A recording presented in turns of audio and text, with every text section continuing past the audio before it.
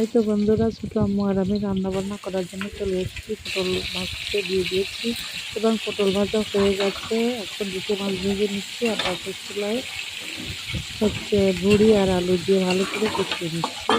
আর বাইরের মাছ দিয়ে পেঁপে শাক দিয়ে রান্না করবো। এই হচ্ছে আজকে আমাদের রান্নাবান্না। আসসালামু আলাইকুম বন্ধুরা, কেমন আছেন সবাই? আশা করি আল্লাহ রহমতে ভালো আছেন সবাই। আমরা আলহামদুলিল্লাহ ভালো আছি সবাই। এতে বন্ধুরা মাছ ভাজা হয়ে গেছে। এখন মরিচ পেঁয়াজ দিয়ে দিয়েছি। এখন সব মশলা দিয়ে ভালো করে মশলাটা কষিয়ে হালকা একটু পানি দিয়ে ভালো করে মশলাটা কষিয়ে নেব।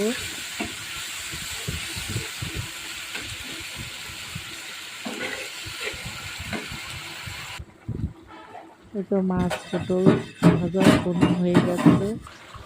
এখন ভুড়িটা রান্না হলে হয়ে যায়। আর আবার মাছ দিয়ে পটল শাক রান্নাটা হলেই আমাদের রান্না হয়ে যায়। এই হচ্ছে আজকে আমাদের রান্নাবান্না।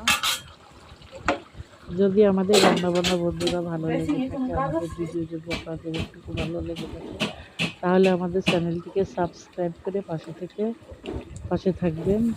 এতে বন্ধুরা বাইন মাছ হাতে মরিচ পেঁয়াজ অল্প অল্প করে রসুন আদা সব মশলা দিয়ে ভালো করে হাতে নিয়েছি। হালকা একটু হাত দিয়ে পানি দিয়ে দিলাম।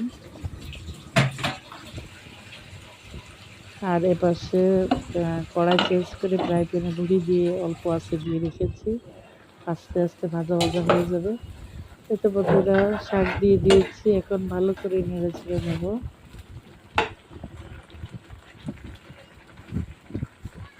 পেঁপল শাকটা খাইতে একটু তিতে লাগে, কিন্তু তারপরেও খুব উপকারী একটা তরকারি, মন্দ লাগে না খেতে। খেয়ে দেখবেন সবাই।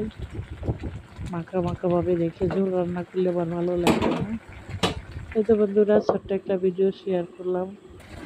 যে যেখানে আছেন সবাই ভালো থাকবেন, সুস্থ থাকবেন, আমাদের জন্য দোয়া করবেন। দেখা হবে, কথা হবে পরবর্তী ভিডিওতে। সেই পর্যন্ত আল্লাহ হাফেজ। বন্ধুরা আমাদের মাছটা দেখুন, আমাদের ছোট সব ঘরটা সুন্দর করে গুছিয়ে রেখেছে একদম।